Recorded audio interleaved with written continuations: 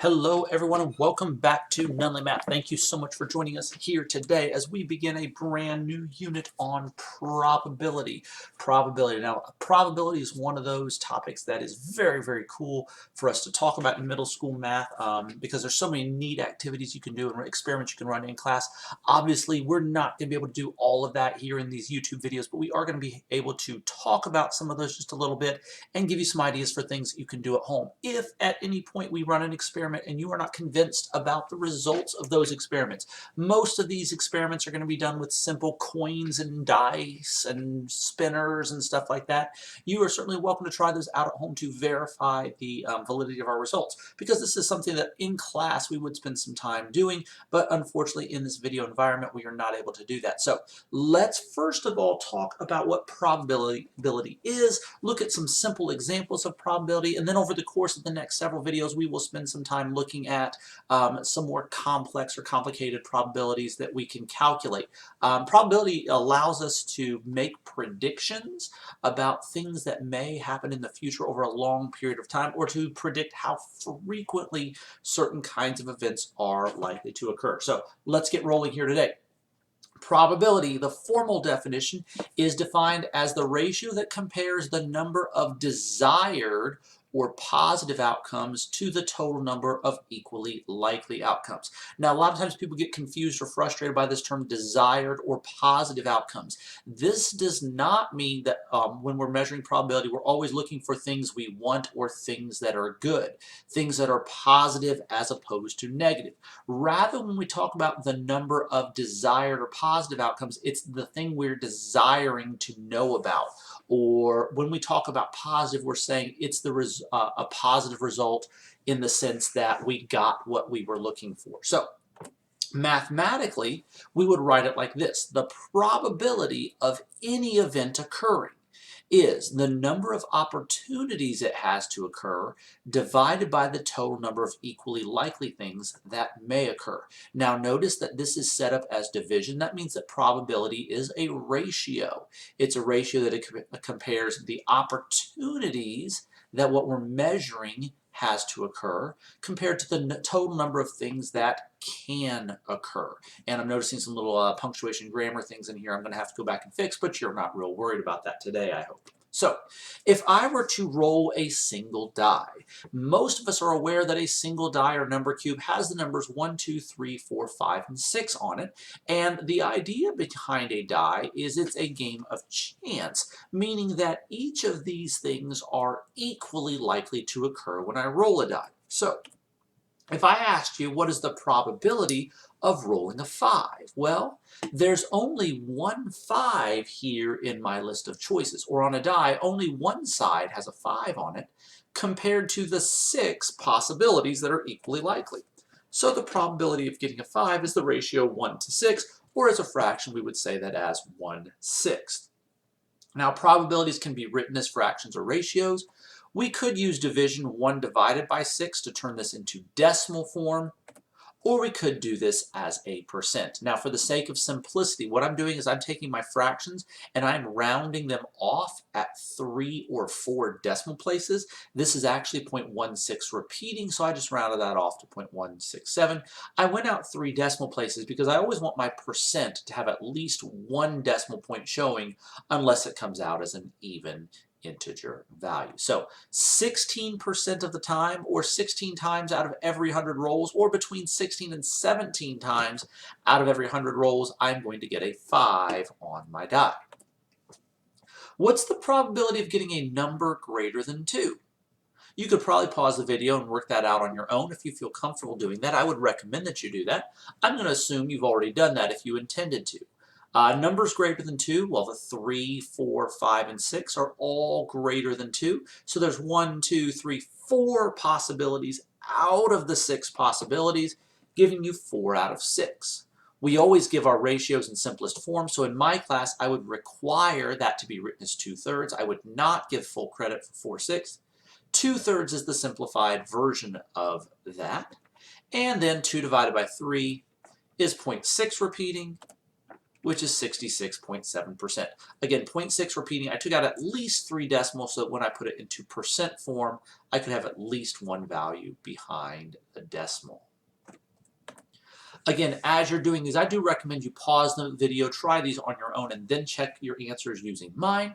The probability that a number is prime. Well, in order to do this, we have to know what prime numbers are.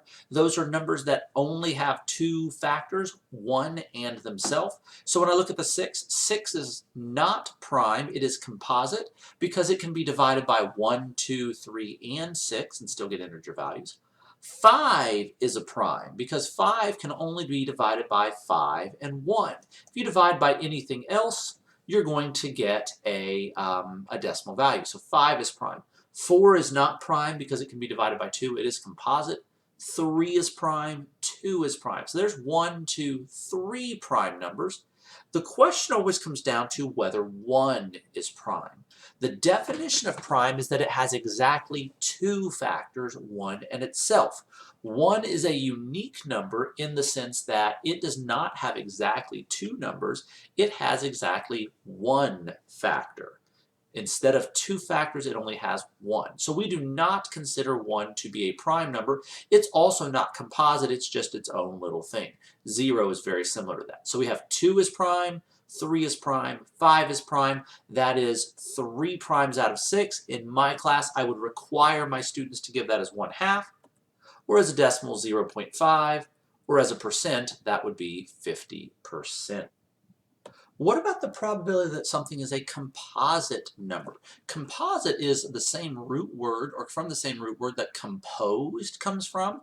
It means the combining of things. So we talked about prime numbers as being numbers like 2, where the factors are only 1 in themselves. Composite numbers would be like 4, because 4 can be created not just by a 1 times 4, but it is composed of 2 2's. A 6 is a composite number because it is composed of a 2 and a 3. Both 4 and 6 can be divided into other numbers. So that would be 2 out of 6, or 1/3. As a decimal, that's 0.3 repeating, which then would be 33.3%. Again, notice I've rounded this off. I could have written it with a repeating bar on both of these, but I elected not to do that. In this case, I elected to round. The probability that something is an integer, you'll remember that integers are all the non-decimal numbers or all the whole numbers and their opposites. In this case, that would be everything. In my class, I would not allow my students to leave that as 6 out of 6. Instead, I would make them turn that into a 1 for the fraction form. As a decimal, 1 is just 1, and as a percent, 1 is 100%. In other words, 100% of the time, or every time I roll a die, I will get an integer value. How about the probability of 7? Well, there are no 7, so the probability of 7 would be 0 out of 6. I would not allow my students to leave it as 0 out of 6 in my class. They would have to turn it into a 0, which as a decimal is 0, which as a percent is 0. It is not possible to roll a 7 on a 6-sided die because there is no 7 for us to pick from. Now, most people find this to make pretty good sense when they slow down and think about it. The tricky part is usually making sure you know what exactly your positive outcomes are. Like, for example, sometimes people accidentally put a 2, but 2 is not bigger than 2. We talked about 1 not being prime or composite. So those kinds of things are kind of difficult for people, but for the most part, this seems to make pretty good sense to people. Some things we do want to keep in mind, though, is that probability, or what we're talking about here, theoretical probability, deals with what happens over a long period of time, not necessarily what happens every single time. So that if I went back to my previous slide, when I roll a die, I can't predict on one roll what will come up. It could be any of these 6 different possibilities. However, I do know that over a period of time, if I were to roll the die thousands and thousands and thousands of times, that over time, eventually these should come up an equal number of times. Now, the more times I roll my die, the more likely it is to give me exactly a probability of 1/6 per number. But you'll find that that it takes lots and lots of rolls for that to happen. Theoretical probability deals with what happens over a long period of time, not necessarily what happens every time. So in that sense, we use probability to try and predict the future. Wah, ah, ah, ah, ah. Probability is always within the range of 0 to 100. You can only have probabilities go from 0 to 1 or 0% to 100%. So you can think of this as being a continuum between 0% and 100%. The closer you are to 0, the less likely something is to occur. The more likely something is to occur, the closer you will get to 100%. If you have a probability of 0, it's something that cannot happen. It's impossible to happen. It's never going to happen because it's not even an option. If we go back to our dice example, you're never going to roll a 7 if you only have one standard 6-sided die because 7 doesn't appear. Likewise, 100% means it must happen. Like the probability on the previous slide of getting a integer when you roll a die. If all the sides are integers, you are going to get an integer. It must happen because that's the only possible thing that could happen. And 50% means it's equally likely to happen or not. It's like getting a number 3 or below, or getting a number 4 or above on a die. 1, 2, 3 happens the exact same number of times that 4, 5, and 6 do. Therefore, it's equally likely to happen. Here's a fun quote from a TV show called Parks and Rec. This is the Swanson Pyramid of Greatness, or part of the Swanson Pyramid of Greatness. It says intensity. You give 100%, 110% is impossible. Only idiots recommend that. It's a fun saying in a lot of things to say. Give 110%, give 110%.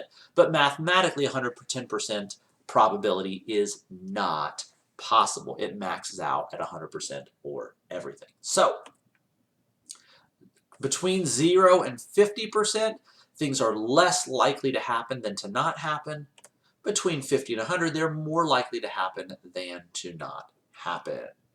Let's try a few of these. Again, I'm going to go through them relatively quickly, so my suggestion to you is to make this video useful to you. You may want to pause between each question and try them on your own, then restart to watch my video or my solutions. If you decide not to do that, certainly that's fine as well. I'm going to go through them fairly quickly, though. Notice over here on the left, I have a spinner. This spinner has a square, a triangle, looks to be a rhombus, a trapezoid, and I think this one's a rhombus and this one's a parallelogram. Notice the sides look to be the same here. They look to be different over here. I make mention of that because sometimes when we're dealing with this particular spinner, my students get confused as to whether or not all 4 sides are congruent. Let's say for the sake of this spinner, they are not.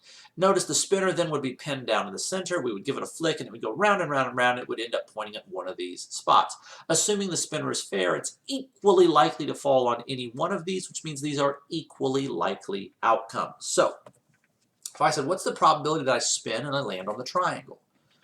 Well, there's only one triangle, but there are 5 possibilities, so it's 1/5. As a decimal, that's 0.2 or 20%. Remember, to turn a decimal to a percent, you just move the decimal 2 places to the right. How about the probability of a rhombus? This actually gives my students some challenges or some struggles because the definition of a rhombus is all sides congruent in a 4-sided figure. Well, most students realize this blue rhombus is a rhombus, but a lot of people forget that a square is also a type of rhombus because all the sides are congruent. So this is 2 out of 5, or 40%. See how we snuck in a review of geometry here? It's almost like I did that on purpose. What's the probability you get something that's red? Probability you get something that's red. Just to avoid confusion, this is an orange square, not a red square, which makes the probability here just the 1 out of 5. What's the probability of equilateral? Equilateral means all sides the same, all sides equal. Well, that's true of this triangle. It's true of the square, and it's also true of the rhombus. That means there are 3 out of 5 or 0.6, or 60% of these are equilateral. Probability of quadrilateral. The definition of a quadrilateral is four-sided polygon. So that's 1, 2, 3, and there are 4 quadrilaterals out of 5, which is 80%. The probability of a circle, well, there are no circles, so you get 0 out of 5. Again, I would not let my students write it that way. They would have to simplify that to 0, or as a decimal 0, or as a percent 0.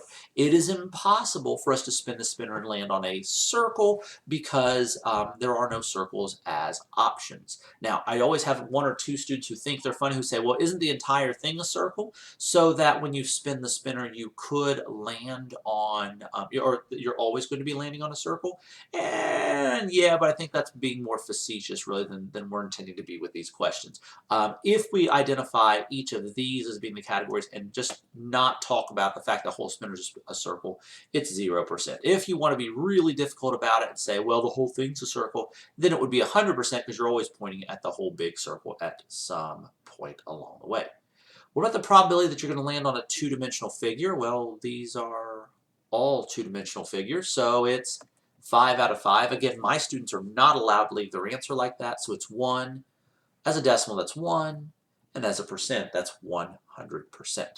One final point I do want to make. Sometimes I have students who talk about the fact that it is possible for the spinner to land pointing exactly on one of these little lines. So technically, you could make an argument that there are not 5 equal size sections, but that you have 5 large sections and then 1, 2, 3, 4, 5 smaller sections.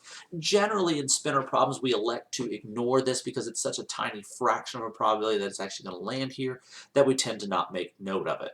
Certainly because I blew this up real large, it looks a little bit bigger than it is. If we wanted to get really particular, we could actually divide this up into sections and we could say, well, this particular portion is 35 degrees out of 360 degrees, which is slightly less than 1/5. But there again, you don't want to deal with that. So for the sake of argument, we're just going to pretend it cannot land on the black line.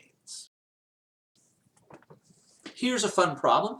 The socks at the right are all placed into a sock drawer. You reach in with your eyes closed and pull one out. Give the probability of each event. My suggestion to you again is that when you do each of these problems that you pause the video, work it out on your own, and then compare your answer to mine. That's the most helpful way for you to learn this as we go. So I am going to work through these fairly fast, assuming you're pausing if you want to work through on your own.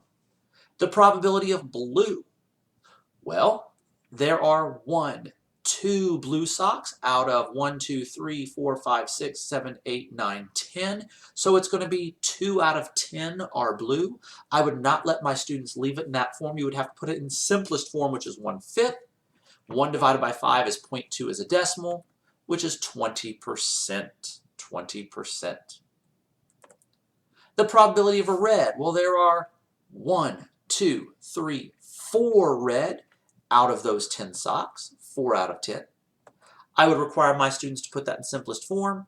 2 divided by 5 is 0.4, which is 40%. The probability of green. That's 3 out of 10, or 0.3, or 30%. What about the probability that it is not green? The probability that it is not green. Well, 3 are green, 7 are not green.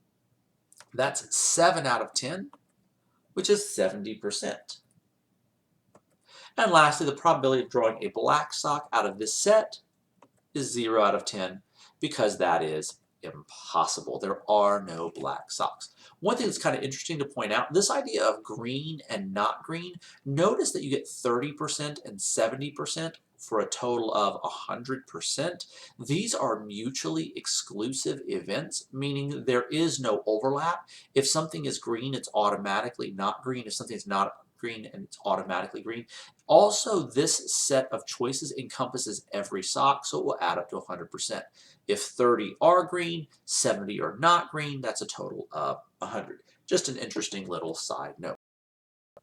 For our last example, I do want to take just a minute and talk about what a standard deck of cards look like. I find that a lot of my students in class in middle school don't have a whole lot of experience in dealing with playing cards, so I want to make sure everybody understands what a deck of playing cards includes, because a lot of probability questions will ask you about decks of playing cards. If you're in my class and you run into a playing card problem, you may find it helpful to have a copy or a printout of this slide to help you as you're trying to work through playing card problems. So a deck of playing cards usually has 52 cards in it, divided into 4 suits of 13 cards each. We're going to use these cards to answer the questions below. So I have 52 cards drawn here. The suits are clubs, spades, hearts, and diamonds. Clubs tend to look like little clovers, or some people refer to them as puppy dog feet. Spades look a little bit like shovels or upside down hearts with a knife through them.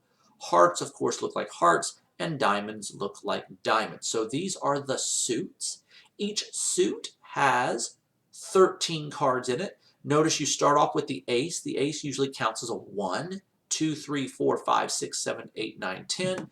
You have a jack, a queen, and a king. These are pictures that come from medieval courts and castles, and is meant to give respect and honor to the king and the queen as being the highest of the cards. So you have ace through 10, then jack, queen, and king. You have that for clubs. You have the same thing in spades, the same thing in hearts, and the same thing in diamonds, totaling 52 cards altogether. Now, most decks of cards also have a joker or two. I believe most games are played with 2 jokers for a total of 54 cards. Notice that I have left the jokers out of our standard deck of cards.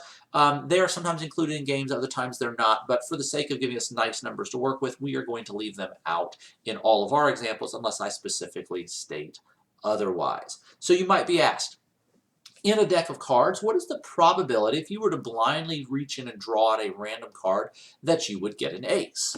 So I look up here and I realize, well, I have an ace of clubs, an ace of spades, an ace of hearts, and an ace of diamonds. There are 1, 2, 3, 4 aces out of the 52 cards that are in my deck. Or if I were to simplify that fraction, there's 1 for every 13. There's 1 for the 13 clubs, 1 for the 13 spades, 1 for the 13 hearts, 1 for the 13 diamonds. So the probability of getting an ace is 1 out of 13. Or as a decimal point, 0.0769, which is 7.7%. Notice that I put this as 4 decimals this time because I wanted to make sure my percent had at least 1 decimal. And when I moved my decimal, I needed to know whether to round this 6 up or to round it down. That's why I put the 9 down here. 7.7% of the time, when you draw a random card, you're gonna get an ace. What's the probability of getting a face card?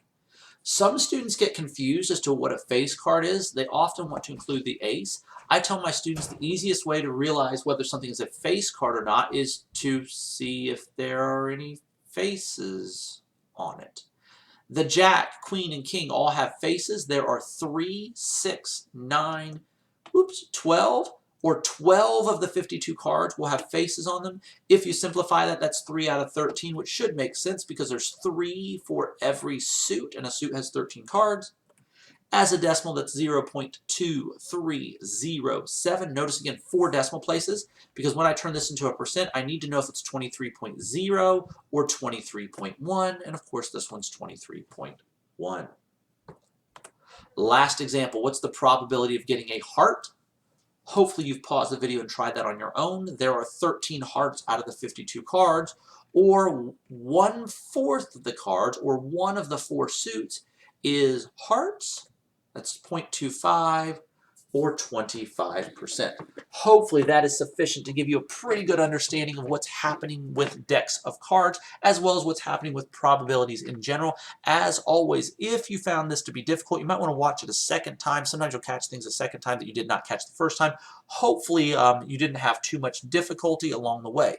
Certainly if you have something that you think might help us make this a better video, or if something was extremely helpful for you, please leave us a comment in the comment section so we know what it is we can do in the future or continue doing in order order to help you along the way. Make sure you ring that bell to turn on your notifications. Make sure you like and subscribe so that you can catch everything new coming out of our probability unit here in Nunley Math. As always, I wish you all the very best of luck. Take care of yourselves.